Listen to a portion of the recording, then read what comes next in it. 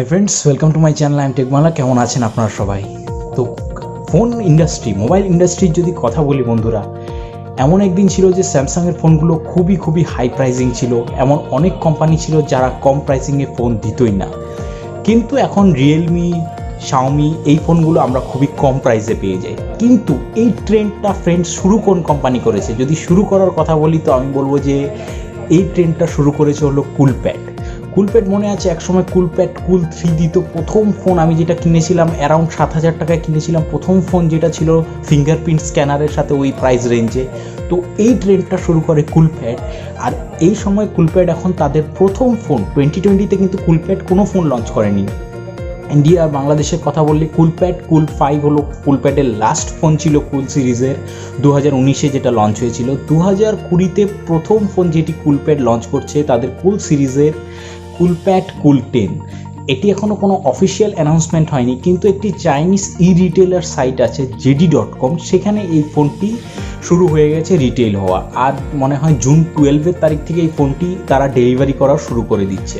কথাটা যদি বলি, ফোনটি হলো কুলপ্যাড কুল 5-এর যদি কথা বলি, আর এই ফোনটির কথা বলি খুবই ইমপ্রুভ ভার্সন। আর মেন কথা কি, দামটা খুবই কন্ট্রোলে রেখেছে তারা। প্রাইসের সাথে সাথে একটি এখানে ভালো প্রসেসর দিচ্ছে, একটি 3D কার্ভড ডিজাইন দেওয়া হচ্ছে, তার সাথে সাথে আপনাদের ট্রিপল রিয়ার ক্যামেরাস দেওয়া হচ্ছে। চলুন ফোনটির একটু ডিটেল স্পেসিফিকেশনসগুলো একটু দেখে নিই বন্ধুরা। সর্বপ্রথম যদি কথা বলি ফোনটির লুকস আর ডিজাইন নিয়ে, তো খুবই প্রিমিয়াম লুকস দেওয়া হয়েছে, যেটি কন্টেম্পোরারি ডিজাইন যেগুলো অন্য ফোনে দেখা যায় সেগুলো ডিজাইনই ফোনটির মধ্যে রাখা হয়েছে। কিন্তু এই ডিজাইনটি কিন্তু, আর এই ফোনটি যদি টোটাল ওভারঅল কথা বলি, দুটো ফোনকে খুবই টাফ কম্পিটিশন দিতে চলেছে মার্কেটে। প্রথমটা হলো রিয়েলমি নার্জো 10 আর নেক্সটটা হলো ইনফিনিক্স হট প্রো 9। এই দুটো ফোনকে খুব একদম টাফ কম্পিটিশন দেবে। প্রথম যদি ডিসপ্লে ডিজাইন লুকসের কথা বলি, তো লুকসের কথা বলতে গেলে আপনাদের রিয়ার সাইডে আপনারা প্লাস্টিক ব্যাক প্যানেল পাচ্ছেন, যেটি polycarbonate with glossy gradient finish. এই গ্লসি গ্রেডিয়েন্ট ফিনিশটা কিন্তু ইনফিনিক্স 9 প্রো আর রিয়েলমি নার্জো দুটোর মধ্যেই কিন্তু মিসিং। তাছাড়া এখানে আপনারা একটা 3D আর্ক টাইপের মতন একটি উইন্ড শেপড একটি আপনারা আর্ক পেয়ে যাচ্ছেন, যেটাকে ফোনটাকে খুবই প্রিমিয়াম বানায় দেখতে। আর আপনাদের লোয়ার ব্যাক প্যানেল সাইডে আপনারা কুলপ্যাডের লোগোটা কুলপ্যাড লেখা পেয়ে যাচ্ছেন। আর আপনাদের যদি বলি ফিঙ্গারপ্রিন্ট সেন্সারটা, সেটি কিন্তু আপনাদের যেটি ট্রিপল রিয়ার ক্যামেরাস, যেটি একটি স্কোয়ার মডিউলে ইনক্লুড করে দেওয়া আছে রিয়ার সাইডে, সেটির নিচে কিন্তু আপনাদের ফিঙ্গারপ্রিন্ট স্ক্যানারটা নেই ফোনটির মধ্যে। ফিঙ্গারপ্রিন্ট স্ক্যানারটা আপনাদের এই ফোনটির মধ্যে রাখা হয়েছে সাইড মাউন্টেড।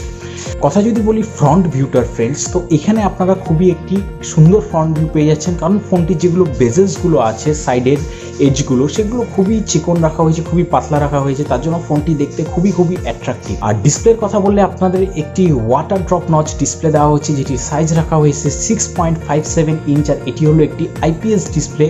আর সবচেয়ে ভালো হলো এটির অ্যাসপেক্ট রেশিওটা রাখা হয়েছে যদিও 19:9, কিন্তু এটা বেজেসগুলো ফ্রেন্ডস, বেজেসগুলো খুবই থিন আর দেখতে সেটিকে খুবই প্রিমিয়াম বানায়। তো পারফরমেন্সের কথা বলতে গেলে ফ্রেন্ডস, এখানে আপনারা 6GB র্যাম পেয়ে যাচ্ছেন আর 128GB ইন্টারনাল স্টোরেজ পেয়ে যাচ্ছেন, যেটি কিনা আবার এক্সপান্ডেবল।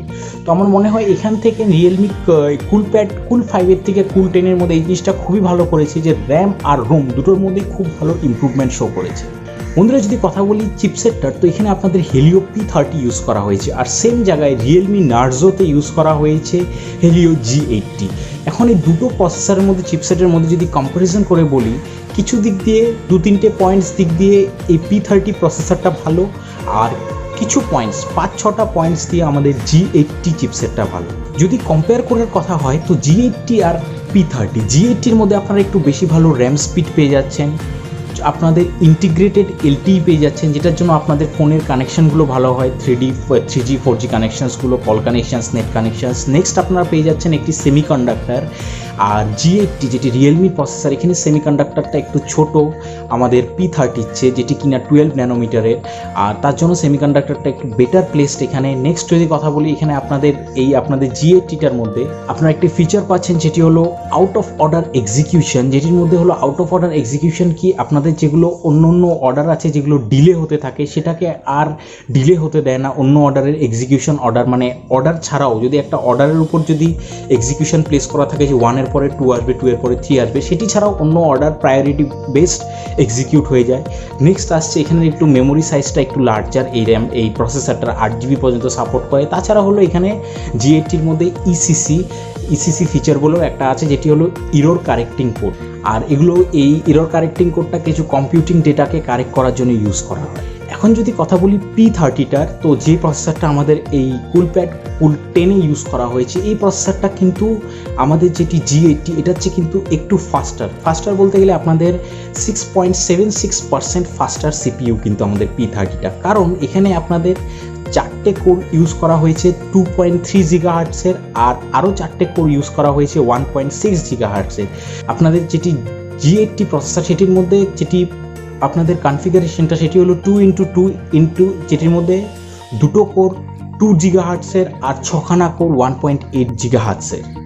সো এটার দিক দিয়ে এই প্রসেসরটার একটি প্লাস পয়েন্ট আছে। তাছাড়া এই প্রসেসরটার মধ্যে আরেকটি জিনিস আছে যেটি আমাদের P30 আছে, সেটি হলো এটির মধ্যে NX বিট ফিচারটা আছে। NX বিট ফিচারটা আপনাদের ফোনের মধ্যে যদি কোনো ম্যালিসিয়াস ভাইরাস থাকে সেটিকে ডিটেক্ট করতে খুবই সহায়তা করে। যদি কথা বলি ফ্রেন্ডস ক্যামেরাগুলোর মধ্যে, তো আপনাদের রিয়ার সাইডে স্কোয়ার মডিউলে আপনাদের ট্রিপল রিয়ার ক্যামেরাস ইনক্লুড করে দেওয়া আছে। ট্রিপল রিয়ার ক্যামেরাসের মধ্যে আপনি যেটি প্রাইমারি ক্যামেরা সেটি থাকবে হলো 16 মেগাপিক্সেলের, আর বাকি দুটো ক্যামেরার এখনও স্পেসিফিকেশনসগুলো আমাদের হাতে আসেনি। যদি কথা বলি 16 মেগাপিক্সেলের ক্যামেরাটা, তো এখানে আপনাদের 4x ডিজিটাল জুম দেওয়া হবে।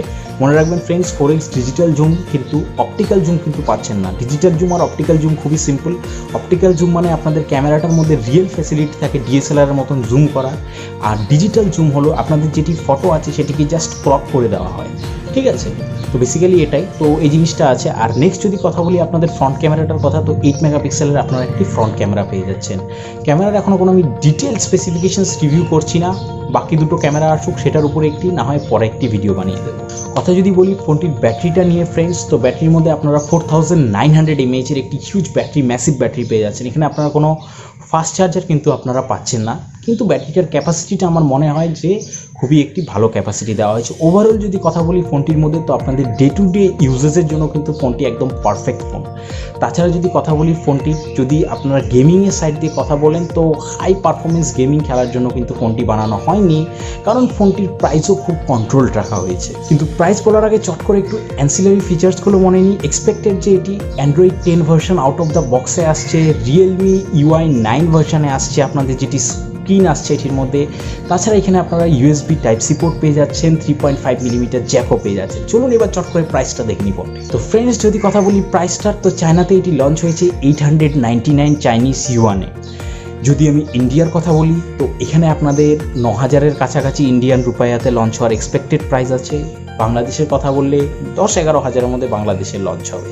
এটি শিওর প্রাইস না, জাস্ট এক্সপেক্টেড প্রাইস, ওপর নিচে হতেই পারে। কিন্তু যদি কথা বলি, কিন্তু এই ফোনটি কিন্তু খুবই একটি টাফ কম্পিটিশন দিতে চলেছে রিয়েলমি নার্জো আর ইনফিনিক্স হট 9 প্রোকে। তাছাড়া কমেন্ট বক্স ওপেন আছে, আপনারা নিশ্চয়ই আমাকে কমেন্টে জানাবেন যে আপনাদের কি বক্তব্য এই ফোনটি নিয়ে। দেখার জন্য অনেক অনেক